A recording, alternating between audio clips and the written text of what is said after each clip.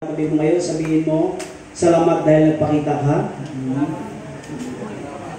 Okay. Talapakan po natin ang Balot family, ano? Sila Sister Ruby and then ang kanyang husband. Palakpakan po natin. Praise the Lord. Okay. Sir, maayong buntag sa inyo niya. Okay? Ma'am. Okay? Thank you. Praise the Lord. So, salamat po, no? Kasi ako ay nagagalak sa ating media, si Ate Kayla. Kanina po yan nagkalikot at salamat sa Panginoon at na-troubleshoot naman. Okay? Palyado ang laptop, palyado ang lahat. Okay lang yan. Pero ang gumagalaw ay hindi naman palyado. Okay? Amen? Amen ba mga kapatid? Lahat po tayo tumayo bilang paggalang sa salita ng Panginoon. Hallelujah. Praise the Lord. Glory to God. Hallelujah. Kayo magpasa dyan ng malakas, okay? Sa inyong nakikita. 1, 2, 3, go. Now Elijah, who was from Tishbe in Gilead, told King Ahab, as surely as the Lord, the God of Israel, lives, the God I serve, there will be no dew or rain during the next few years until I give the word. Tayo po'y manalangin. Panginoon, basbasan at pagpalain ang iyong mga salita, O Diyos. Ang makita sa aking buhay ang iyong kaluwalhatian, ang iyong kapangyarihan. Itago niyo po ako, O Diyos, sa iyong kabanalan. Panginoon, kami po, O Diyos, ay nagpakumbaba sa oras na ito, O Diyos. Tulungan niyo po ang bawat isa, Panginoon. Ito po ang aming dalangin sa pangalan ni Jesus. Amen and amen. Nakaupo na po tayo, mga kapatid. Hallelujah. Okay. So, praise the Lord. Hallelujah.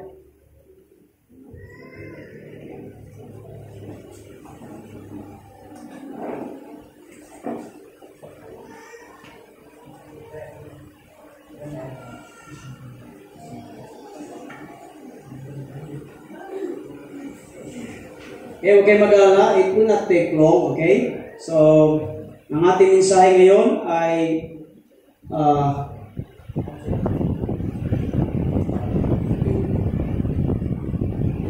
okay. So, ang ating topic ngayon ay here comes, or I hear the mighty rain is coming. I hear the mighty rain is coming. Now, supposedly, dapat po ito ay mensahe ko pa noong unang linggo ng Sunday, ay unang linggo ng June, pero dahil po ito ang ibinigay sa atin ng Panginoon, dito natin i-mensahe. So, nagdeklara na po ang pag-asa na pagpasok ng June ay tag-ulan na. Okay? Tag-ulan na. Nauulitin ko, ang ating panahon ay tag-ulan na. Tapos na po tayo sa tagtuyot, tapos na po tayo doon sa tag-init. Kaya po, huwag po kayong magtataka kung kada hapon ay meron po palaging ulan. Okay, sapagkat ito po ay deklarasyon ng pag-asa na tayo po ay papasok na at pumasok na po. Hallelujah! Sa tag-ulan. Sabihin mo nga sa iyong katabi, tag-ulan na. Okay? Okay, ang problema ganito. Tag-ulan na, pero feeling natin, ang buhay natin ay parang tagtuyot. Ulitin ko. Tag-ulan na, pero feeling natin, ang buhay natin ay tagtuyot. Can you please speak the person beside you at sabihin mo, huwag mo muna akong kausapin? Okay? Mag-focus tayo. Okay? Mag-focus po tayo. Okay? Mag-focus po tayo sa ating topic. Okay? Here comes the rain. The mighty rain is coming. Now, look at the prophecy of Prophet Elijah. Okay? By the way, si Prophet Elijah is, ang sinasabi ko is the emotional prophet. The emotional prophet. Look at the text. Sabi niya, kahit daw isang hamog. Okay? Hamog. Kahit daw hamog o ulan, hindi po papatak sa loob ng 3.5 taon. But actually, ang sinabi po dyan ni Prophet Elijah, hanggat hindi sinasabi ng aking Panginoon, hindi po walang hamog at kahit po walang ulan. Biruin niya, Nangangarap po kahit hamog. Yung hamog kasi pag pwede po yung makakreate ng rain, ng tubig. Pero ano declaration ng Diyos? Kahit hamog. Okay? Walang papatak. Now, maaaring hindi po natin naintindihan. Kaya nyo mag-survive 5-10 days na walang kain. Can I hear amen? Kaya nyo. Jesus Christ, 40 days. Fasting. Okay? Si Papa yata, nag-7 days ka na ba? Na-fasting pa? O 8 days na walang kain. O, dry fasting yun? May tubig. May tubig, of course. Mamamatay tayo. Okay? Okay? Mga igsoon, kaya niyong mag-fasting nang walang kain. Pero hindi po tayo tatagal kapag walang tubig. So ano po ang implikasyon ng walang tubig sa bayan ng Israel? Kung walang tubig, tuyo ang damo. Kung walang damo, walang kakainin ang mga hayop. Kung patay ang hayop, walang puno, walang lahat, patay din ang tao. Can I hear amen? Can I hear amen? See? Akala natin isang simple lamang ito na tagtuyot. This is, by the way, 3.5 years na tagtuyot. Now, I come up to the point na bakit? I come up to the question, why the rain stopped from falling? Bakit huminto? Bakit nagpropesiya? Bakit sinabi ng Diyos kay Elijah na sabihin mo kay King Ahab? Because that time, ang hari ay si King Ahab. Ang sabi niya, bakit hindi uulan sa loob ng tatlong taon? Nagreklamo tayo, isang buwan lang ang tagtuyot. Amen? Naalala niyo ng Abril? Marami po akong mga kapitbahay na sa labas na natutulog. Sa sobrang init. As in, grabe ang init. Kahit po kayo nagreklamo ng sobrang init. Hallelujah. Nandiyan pa tayo mga kapatid? Ganyan naman talaga tayo. Pag malamig, nagreklamo. Kung mainit, nagreklamo. Okay?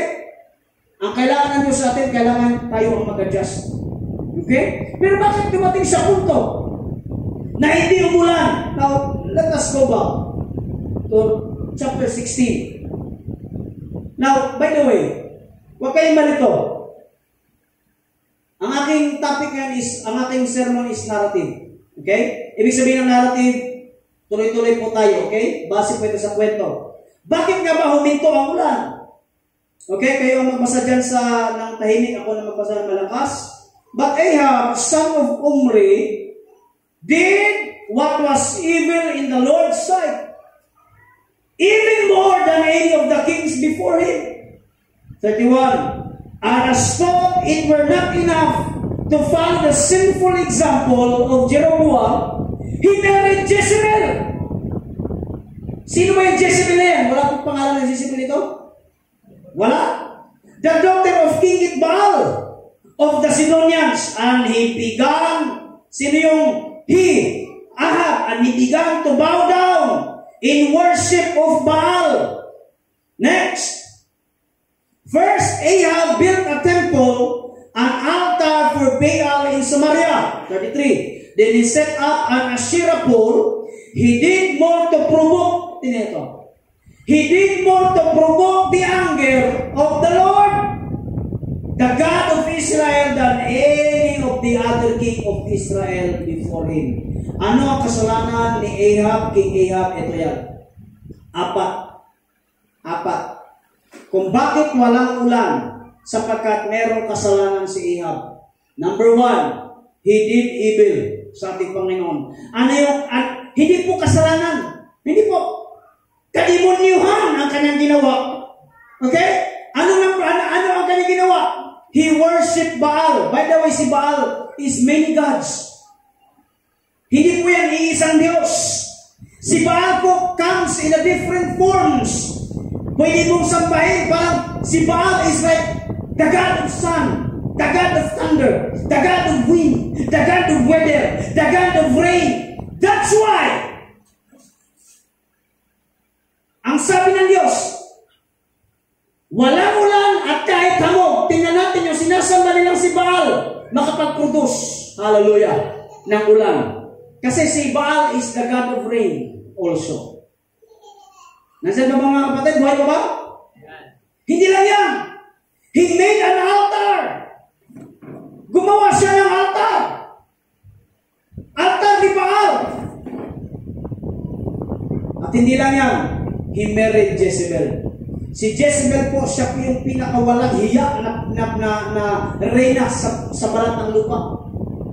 Hallelujah. Maraming sinasabi natin, nakatakas ka nga, hallelujah, sa asawa ni Potiphar.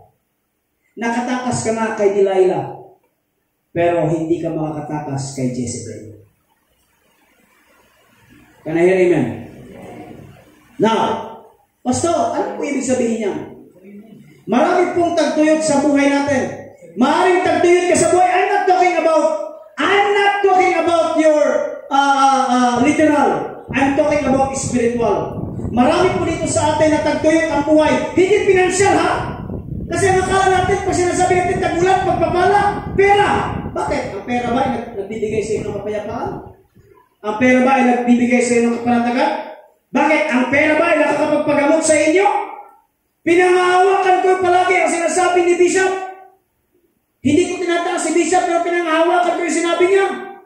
Alam niyo, dalawa ang pinangahawakan ko na pangako ng Panginoon. Number 1, God is the prisoner of His own promises.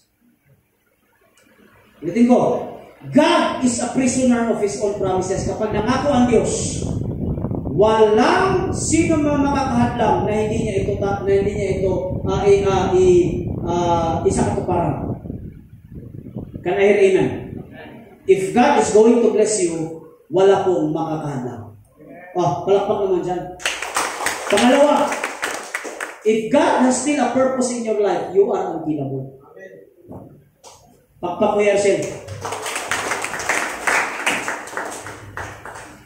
May kasabihan tayong mga Pinoy, Sir Gaspar, ang masamang damo. Ituloy mo, Sir Gaspar. Ha?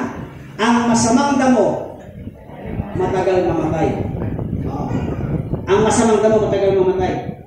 Kung i-apply natin yan kay Papa, masamang damo to. Ilan ang mild stroke ang naranasan nito? Naalala ko nung una siya mga mild stroke daw sa Mindanao. Yung tumulong sa kanya ba? Pinunta na sa ospital. Okay? Pinunta sa ospital, naalala ko yun. Kwento lang sa akin yun. Okay? Wala ako dun sa pangyayari, pero kwento lang. Nung dinala na sa ospital, ang inilagay sa wheelchair, hindi siya. Kundi yung kasama niyang nag-akay. Kasi yung nag-akay sa kanya, mukhang na mild stroke kaysa sa kanya. Okay? Ganyan ka sinasabi natin masamang damo. Pero actually, sa Bible, or i-apply natin sa spiritual, hindi po masamang damo. May purpose pa ang Diyos sa kanyang buhay.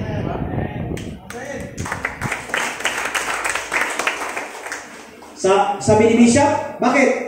Marami dyan, humigop lang ng balot kagabi, hindi na nagising ngayon. If God has still a purpose in your life, hallelujah, you are unkillable. Can I hear amen? Amen. Now here we go, mga kapatid sa Panginoon. Okay? Marami sa atin, natagtuyot ang buhay. Spiritually not okay. You know why? Because, isa lang po, you have your own God. Ahab has his own God. Meron siyang sariling Diyos. At alam nyo, basahin natin, balikan natin. Ayan o, he did more to provoke the anger of the Lord. Hindi. Alam, pinoprovoke niya pa si Lord eh. Hindi lang siya, tinan mo to. He did more to provoke the anger of the Lord. The God of Israel, the angel. Lahat ng dumaan na hari, siya ang pinakawalang hiya. Kasi hindi lang siya sumasamba sa Baal, nagtayo pa ng sariling altar kay Baal. Now, marami sa inyo dito judgmental sa ating mga kapatiran Katoliko. Sasabihin natin, although mali talaga yun. Okay? Hindi na tayo nakalive mo. Walang wifi, pastilan. I-off nyo kasi yung mga wifi ninyo. Mga teens, i-off nyo yung mga wifi ninyo ngayon na. Okay? Problema sa atin, judgmental tayo. May mga kamag-anak tayong mga Katoliko. Sinasabi agad natin, yung sinasabitan ninyo na nasa pagita, yung nilulura ninyo, masama yan, hindi yan gumagalaw. Totoo yan. Pero alam nyo ba tayo mga born again? Meron tayong sariling Diyos. Ay, Pastor, paano mo nasabi, iisa lang ang Diyos ko? Ang Diyos ko sa si Jehovah. Talaga? Hindi ka nga makapunta dito sa simbahan? Dahil sa panahon? Hindi ka nga makapunta sa simbahan dahil sa iyong uyak? Hindi ka makapunta dito sa simbahan dahil sa iyong tampo? Kapag ang tampo nag-aaray sa puso mo, yun ang Diyos mo! Ay, sabihin mo sa iyong katabi, iwasan mo na yung tampo. Pero ito, maraming tatalon sa impero dahil sa tampo. Gusti lang na. Can I hear amen? Yung asawa nagtampo sa bala, bakit? Hindi nag-remit ng bayad. Alam kasi niya na laging 500 na binibigay. Bakit ngayon 200 na lang? Oh. Nasaan yung iba dito? Okay? May sarili tayong Diyos. Kapag lagi mong inaalala ang problema sa buhay mo, kaysa sa pangako ng Diyos, mga ikson, ang problema naging Diyos mo. Can I hear amen? Sino ba yung nagbabrush dyan sa ano? Ha? Akala ko sa siya. Can I hear amen? Akala ko sa siya rin, nagbabrush. Sisitahin ko sana ba o maglaba? Baka nagala ng pamunas ko. Okay? Made an altar. At hindi lang yan, married Jezebel. Mga kapatid ko sa Panginoon. Kaya kasi sinasabi ko sa inyo, hallelujah, ang dapat po niyo pong asawahin sa mga binata. Sa mga binata, itaas po kamay.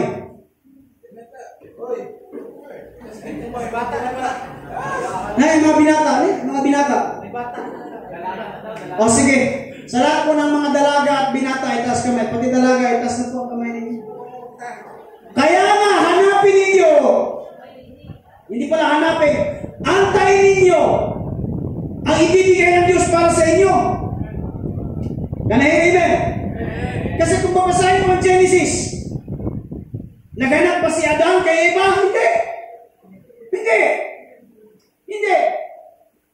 Anong sabi ng Diyos nung nakita niya si Adan? Makinig. Nung nakita niya si Adan, sabi niya, at nakita niya ng Diyos si Adan na malungkot. Kaya binigyan ng kapares. Kung gusto niyo bigyan kayo ng kapares ng Diyos, maging malungkot kayo sa buhay.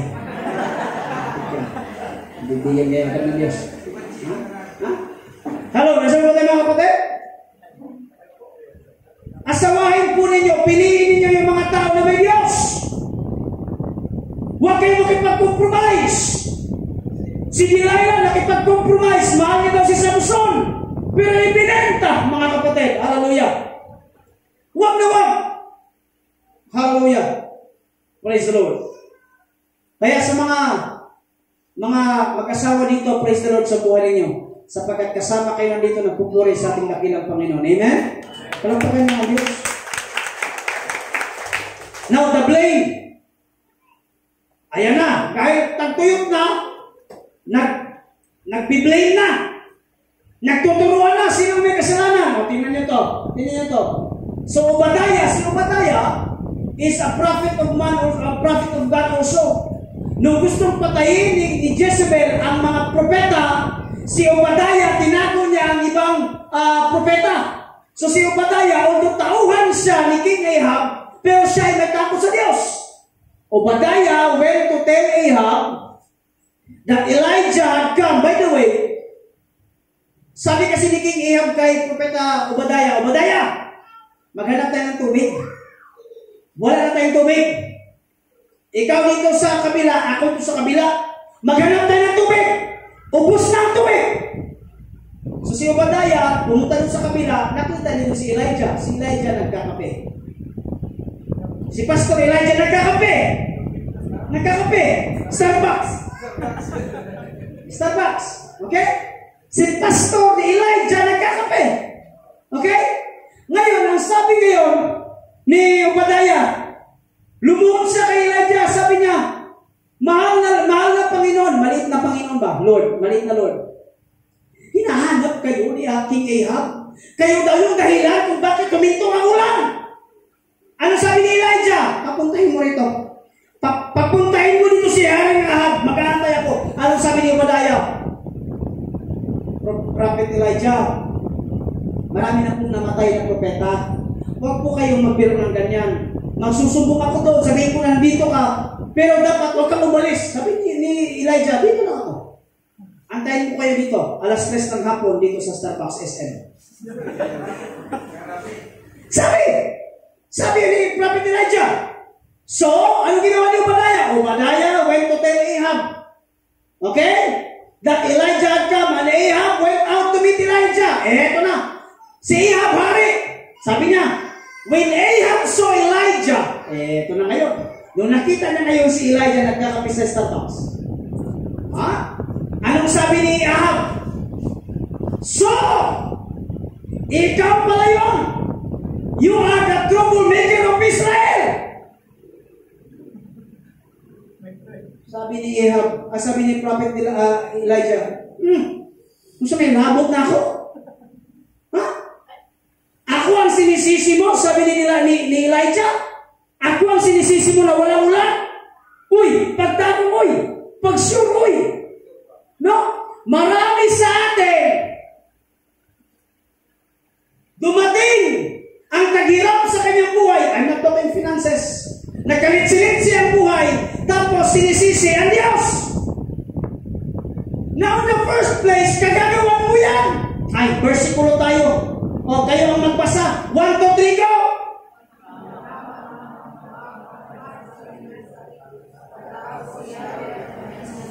See?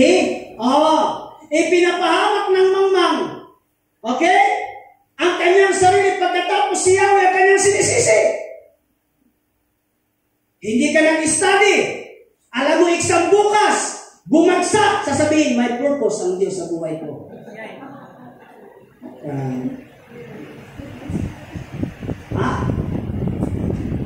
Ano? Nagmotor. Walang helmet. Na-checkpoint sa barangay. Nahuli. Hindi. Pinakita ko lisensya ko. Pastor po ako.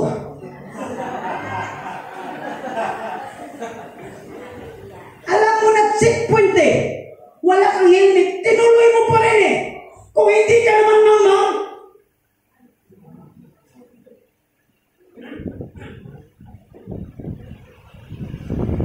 Pinara ko, sir. Checkpoint lang po, sir. Dato lang ang helmet. Alam pa mali. Hindi yan iba eh. Totoo eh. Diyan lang po ako sa church. Sir, wala po tayong helmet, sir. Pinakita ko na lang yung aking lisensya. Pastor po ako. Church po kasi pupuntahan ko. Alam mo sabi sa akin, sige po, pastor. Pero sa sunod, mag-helmet po kayo. Pastor pa naman kayo.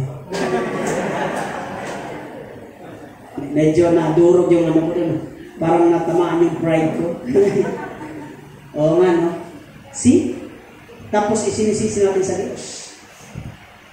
Can I hear amen? Can I hear amen? Pinag-aral ka ng magulang mo. Nagsusumikap ang magulang mo, nagbabantay ang magulang mo. Tapos ikaw nag-uyab-uyab lang?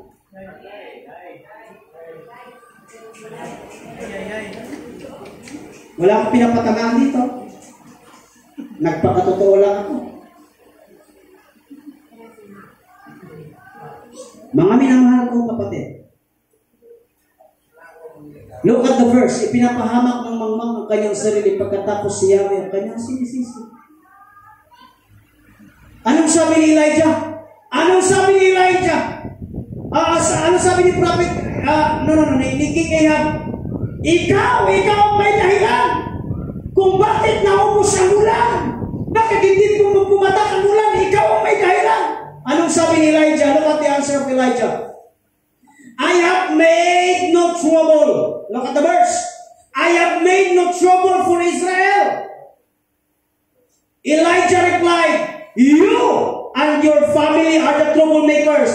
For you have refused to obey the commands of the Lord and have worshipped the images of Baal instead. Sabi ni Prophet Elijah, kayo ang dahilan. Ikaw ang dahilan kung bakit wala ulan. Sapagkat sinusuway mo ang kasulatan, sinusuway mo ang banal na aklat ng buhay, sinusuway mo ang Diyos, at higit sa lahat, meron kang sariling Diyos sa buhay. Kanayan, amen. Kung ikaw ay nagkasala, huwag ka nang mag-blame. Kung ikaw ay nagkasala, just accept and repent. Can I hear amen? Hallelujah. Praise the Lord. Pero pagpagin natin ang Panginoon. Sabi ni Elijah, ikaw ang dahilan. Ikaw ang dahilan, mga minamahal na kapatid. Hallelujah. Praise the Lord. Now, that challenge. Si Elijah, challenge ngayon si Ahab. Dumating sa ang opportunity na nandyan si King Ahab. Challenge na ngayon si King Ahab. Anong challenge niya, mga kapatid? Hallelujah. Teka na lang magpindot dyan, okay? Anong sabi? Now, sabi ni Elijah, summon all Israel to join me at Mount Carmel, along with the 450 prophets of Baal and the 400 prophets of Asherah. 450 na propeta ni Baal o mga pasto ni Baal. Pastoratoy at pastoratoy ni Asherah who are supported by Jezebel. Anong sabi? So Ahab summoned all the people of Israel and the prophets of Mount Carmel. Next. Then Elijah stood in front of them and said, how much longer will you waver, haggling between two opinions? Can you please kayo magbasa? If the Lord is God. 1, 2, 3, go. If the Lord is God, follow him. But if God is God, follow him. But the people will challenge ni Prophet Elijah si Ahab. Tingnan natin kung sino ang tunay na Diyos. Punta tayo sa Mount Carmel, dalhin mo lahat ng propeta mo. 800 na propeta. Pupunta tayo doon sa Mount Carmel. Ipapakita natin kung sino talaga ang tunay na Diyos. Pero before pa po nagbigay ng instruction si Prophet Elijah, anong sinabi niya? Dito ako medyo na-stand. If the Lord is God, follow Him. If Baal is God, then follow Him. Now, here we go. Anong sinasabi ng Panginoon sa atin? If truly God, Jesus is our God, then follow Him. Sabihin ko sa iyo katabi, huwag ka nang magduda. Come on, church.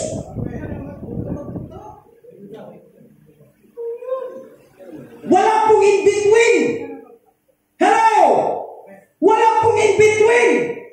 If you follow Christ, follow Christ. Kung dito ka sa makasalanan, bahala ka sa buhay mo. Wala pong compromise. Ay, parang may nang amen. Sabihin mo kasi yung katabi, huwag kang mag-compromise. Problema sa atin. Problema sa atin, guys. You are saved by the grace of God. You are now in Christ. Then you are living in sin. Huwag ganon. Kaya nga walang ulan sa buhay ninyo kasi you are compromising. Can I hear amen? Sabihin mo kasi yung katabi ngayon, bitawan mo na siya. Come on. Sa likod, sabihin mo, bitawan mo na yun. Why? Tira mo si Lord. Sabi ni Elijah, if Yahweh is God, follow Him. If Baal is God, then follow Him. Bakit pa kayo Sino po dito ang nagsasabi na Jesus is Lord? Itaas ang kami. Then follow Him. Sino po dito ang magtataas ng kamay that God is the author of everything? Then follow Him. Lahat ng meron ka galing sa Kanya. Kahit yung anak ninyo galing sa Kanya. Can I hear amen? Lahat ng meron ka galing kay Lord. If you believe that the Lord is God, follow Him. Ito mga kapatid. Huwag niyo po akong tingnan bilang isang ito ba ay parang usapang pamilya lang? Pamilya ba tayo dito sa Zion? Pamilya ba tayo sa Zion? Wala pong problema kapag nakikinig kayo sa ibang pastor. Promise. Facebook, YouTube is free. Na makinig at in-nurture ang inyong mga sariling spiritual na pamumuhay. Okay yan. Okay yan. Okay yan! Pero nakakapagtataka lang. Ang ibang mga preaching ng ibang pastor, napaka-fun kayo. Fanatic kayo. Lagi sinishare, nilalike, etc. Pero ang post ni pastor, ang preaching ni pastor, iisa, dalawa ang nakalike. If you truly believe that Pastor Bo and Pastor Jeff is the real person na mag-alaga sa inyo, then nakakapagtataka lang. Well, I don't care naman eh. Kung may manood or wala, I don't care. Because that is free. Pero bakit parang fanatic pa kayo? Yung preacher ba na sinare ninyo, nakakapag-pray sa inyo? Kilala ba kayo? No, of course not. Sinabi ko lang, wala lang. Sabi ko nga sa inyo, pamilya naman tayo. Ano lang to, parang the outburst of my damdamin. Okay? Amen ba mga kapatid? Sa mga kabataan, hindi ko mawari ang kanilang nararamdaman. Pagkalukuhan, grabe mag-share. Salamat sa buhay ni Rester. Saan si Rester? Si Rester ay nagiging top fan na sa aking taga-share ko talaga yan. Oh. Pero okay na yun, na-bless na ako eh. Sunod-sunod yung post, yung share niya sa akin. Kaso biglang pagdating sa baba, mga kalukuhan din. Ha? Sabi ko, tinabunan lang pala. Salamat ako kay Rester. Gumagalaw yung aking Facebook. Samantalang kayo,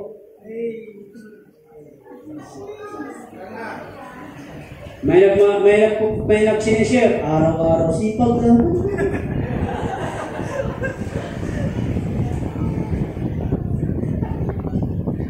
Pasalamat ako sa Panginoon na lahat ng babae dito itim pa rin ang buhok. Kasi kung naging pink na, mukha na kayong mga pero yun pati mga lalaki, mahiwagang salamin.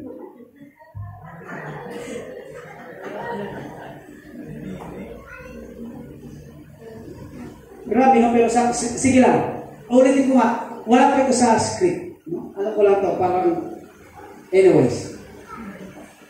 Then Elijah said to them, I am the only prophet, okay, of the Lord who is left. 850 verses 1.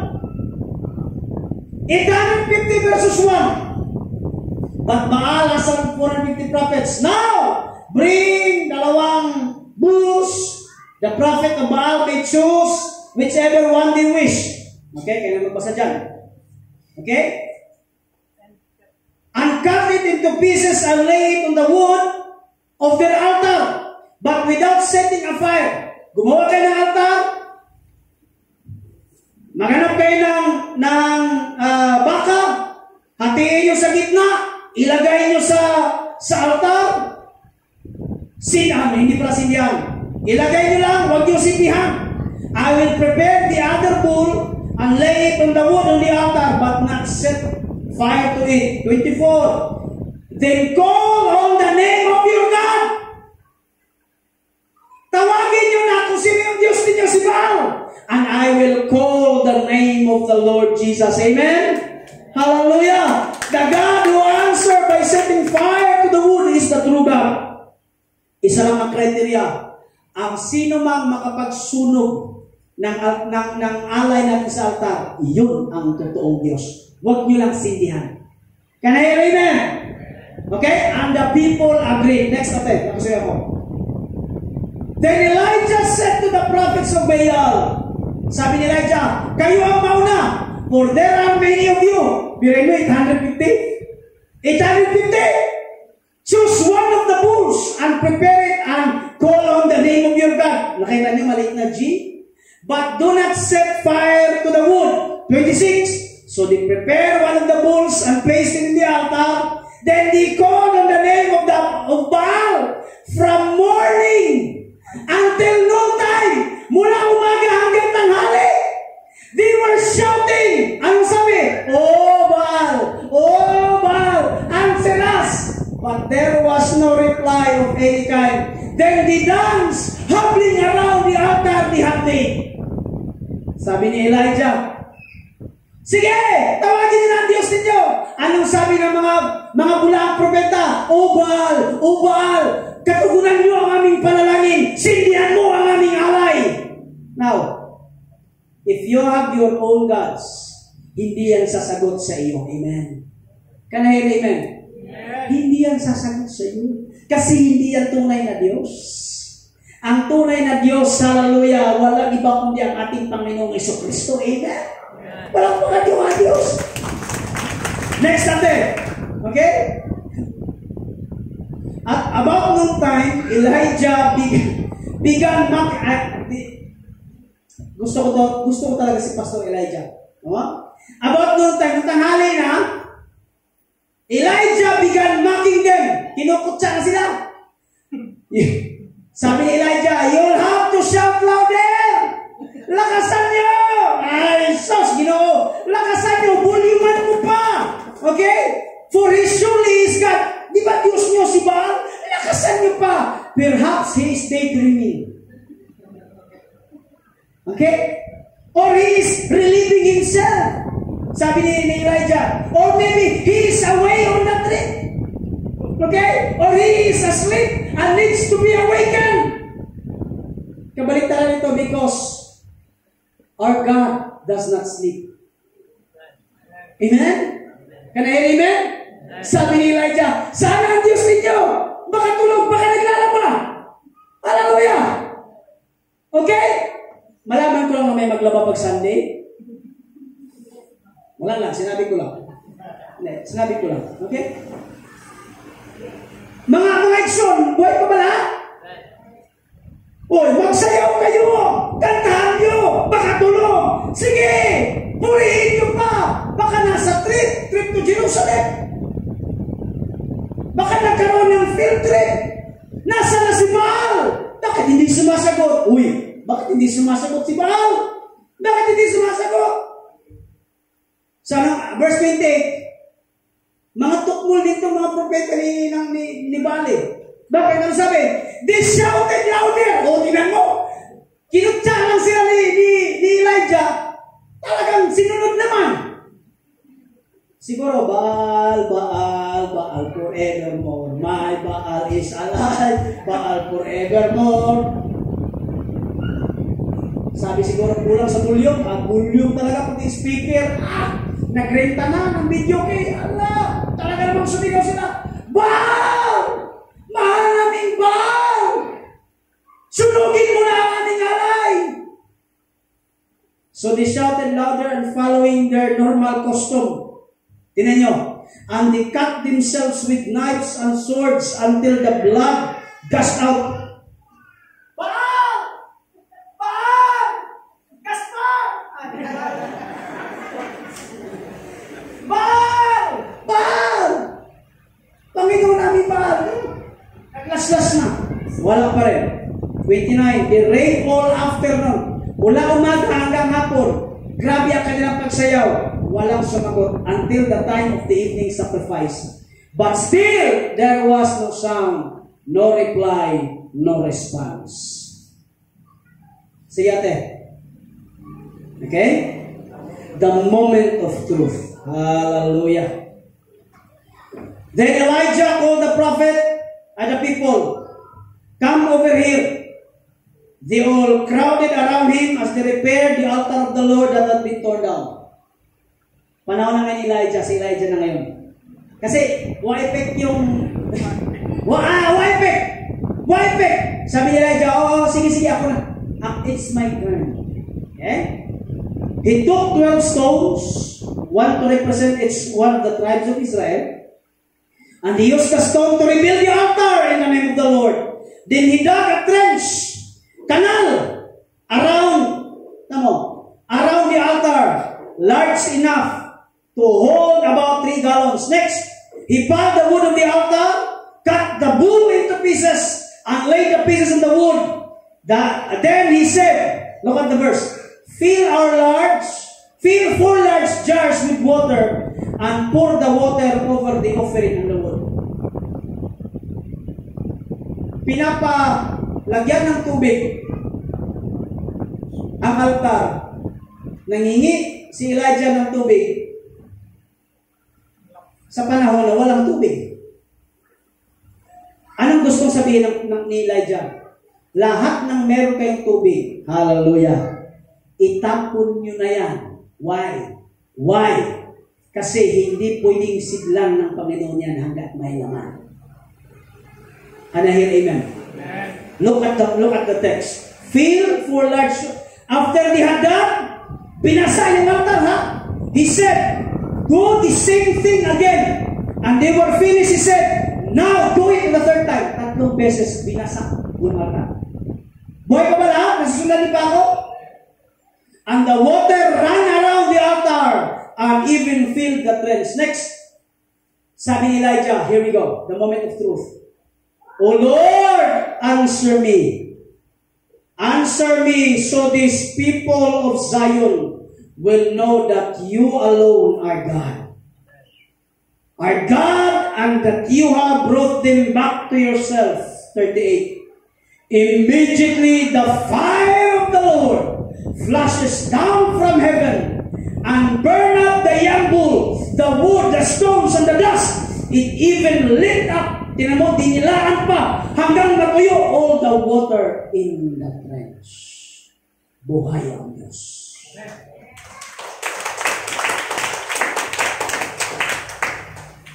Because God is alive, you don't need to shout. You don't need na pahirapan ng sarili mo. Because God is able to give whatever or what you request for, mga kapatid. Hallelujah. You just simply say, lift up your hands and say, oh Lord, I know that you are God. Amen? Can I hear amen? Buhay ang Diyos. Next. And when all the people saw it, they fell face down on the ground and they cried out, the Lord, He is God. Yes, the Lord is God. The Lord is God. Amen? The Lord is God. Amen. Jesus is Lord. Amen. Jesus is God. Amen. Holy Spirit is God. Amen. The Lord is God.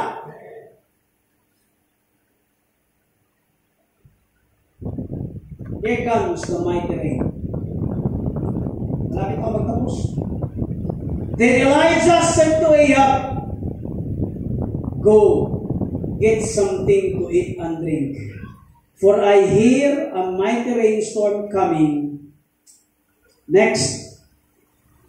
Then he said to his servant, go, look out toward the sea. The servant went and looked, then returned to Elijah and said, I didn't see anything.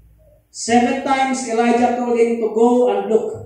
Sabi ng disciple ni Elijah, wala akong nakikita ang ulan. Ang sabi ni Elijah, pumaroon ka at pumarito 7 times. Ang sunod, 44. Finally, the 7th time, his servant told him, I saw a little cloud about the size of a man's hand rising from the sea. Now, the question, why God sent the rain? The answer is, because they acknowledge the Lord is God. Yahweh is God. Jesus is Lord. If you start acknowledging in your family, if you start acknowledging that God is Lord, that Lord is God, that Jesus is God, hallelujah, the rain will come into your family.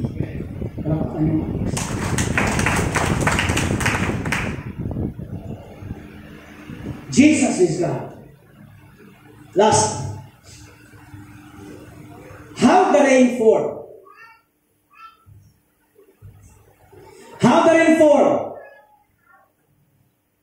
When the sun hits up the water, evaporate, form a cloud, then here comes the rain.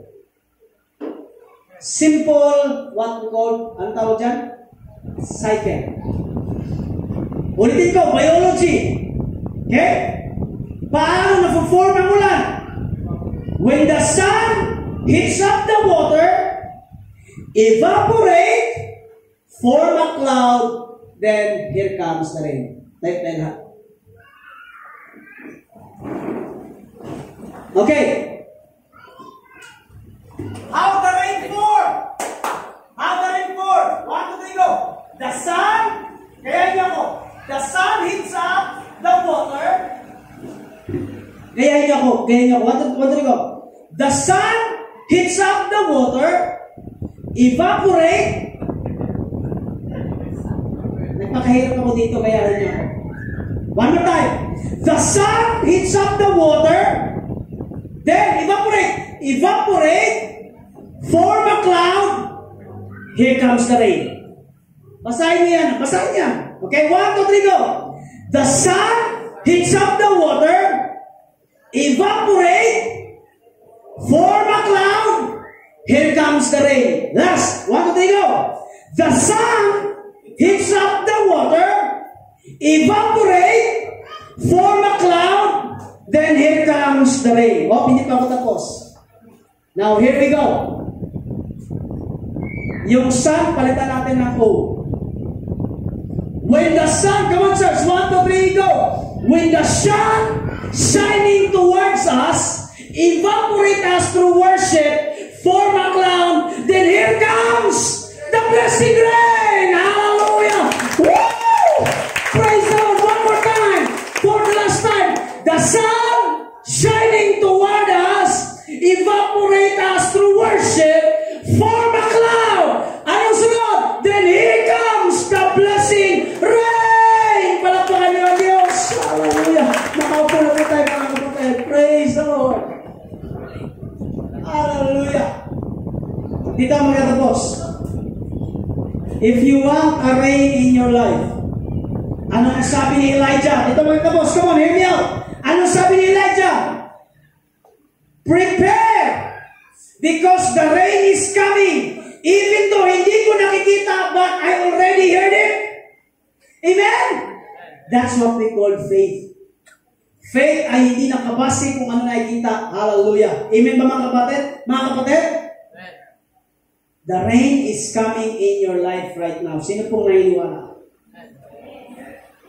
Sino pong naniniwala na may ulan na ibubuhos sa kanyang Panginoon? Amen? Hallelujah. Can you please stand up for the last time? Musician, no, dito ka no.